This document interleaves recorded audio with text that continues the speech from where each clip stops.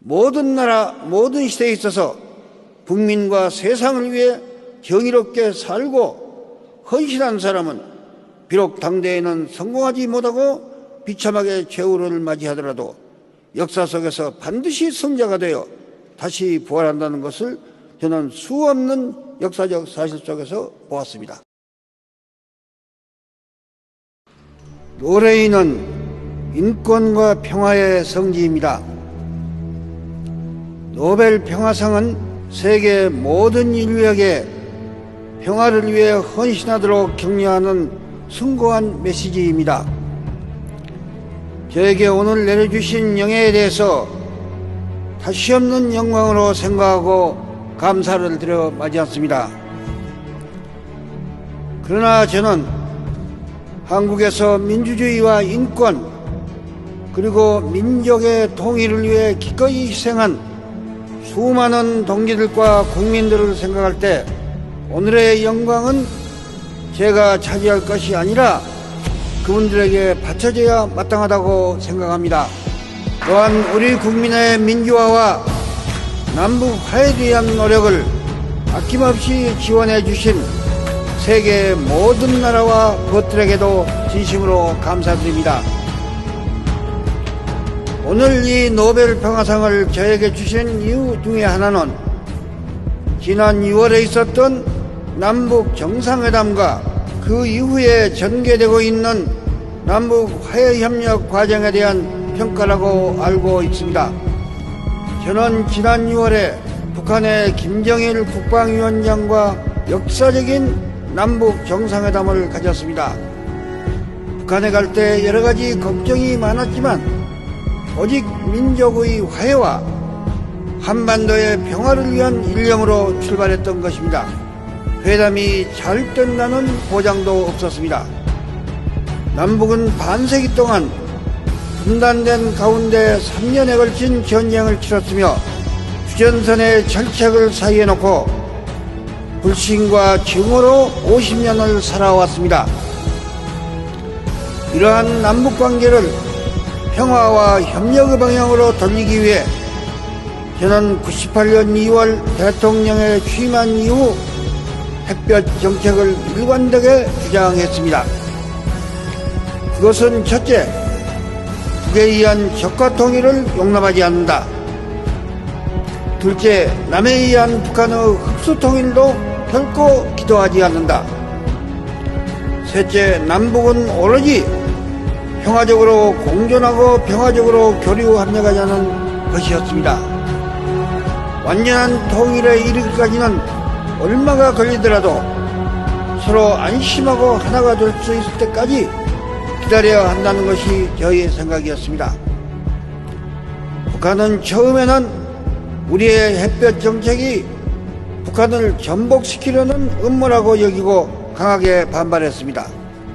그러나 우리의 일관되고 성의 있는 자세와 노르웨이를 비롯한 전 세계 모든 나라의 햇볕 정책에 대한 지지는 북한의 태도를 바꾸게 만들었습니다. 그리하여 마침내 남북 정상회담이 열리게 되었던 것입니다. 남북 정상회담은 예상했던 대로 참으로 힘든 협상이었습니다. 그러나 우리 두 사람은 민족의 안전과 화해 협력을 염원하는 입장에서 결국 상당한 수준의 합의를 도달해내는데 성공할 수 있었습니다.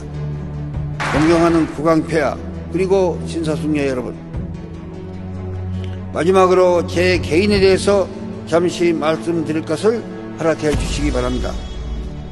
저는 독재자들에 의해서 일생에 5번에 걸쳐서 죽음을 고비를 겪어야 했습니다.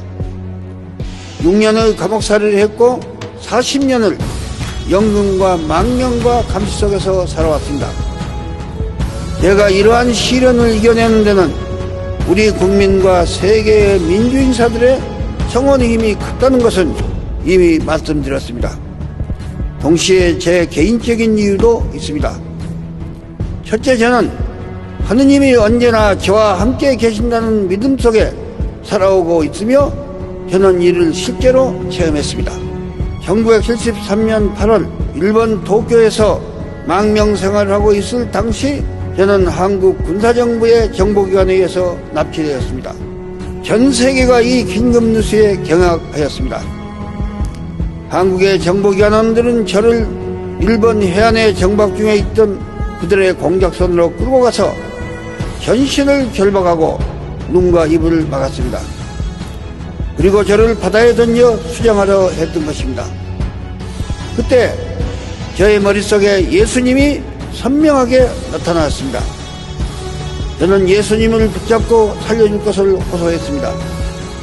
바로 그 순간 저를 구원하는 비행기가 와서 저는 죽음의 찰나에서 구출되었던 것입니다. 또 하나 저는 역사에 대한 믿음으로서 죽음의 위협을 이겨왔습니다. 1980년 군사정권에 의해서 사형언도를 받고 감옥에서 6개월 동안 그 집행을 기다리고 있을 때 저는 죽음의 공포에 떨 때가 자주 있었습니다. 그러나 이를 극복하고 마음의 안정을 얻는 데는 정의 필승이라는 역사적 사실에 대한 저의 확신이 크게 도움이 되었습니다. 모든 나라, 모든 시대에 있어서 국민과 세상을 위해 정의롭게 살고 헌신한 사람은 비록 당대에는 성공하지 못하고 비참하게 최후를 맞이하더라도 역사 속에서 반드시 승자가 되어 다시 부활한다는 것을 저는 수없는 역사적 사실 속에서 보았습니다. 그러나 불의한 승자들은 비록 당대에는 성공을 하더라도 후세의 역사의 준엄한 심판 속에서 부끄러운 패자가 되고 말았다는 것도 읽을 수 있었습니다. 거기에는 예외가 없었습니다. 국왕폐하 4분 그리고 귀빈 여러분, 노벨상은 영광인 동시에 무한한 책임의 시작입니다.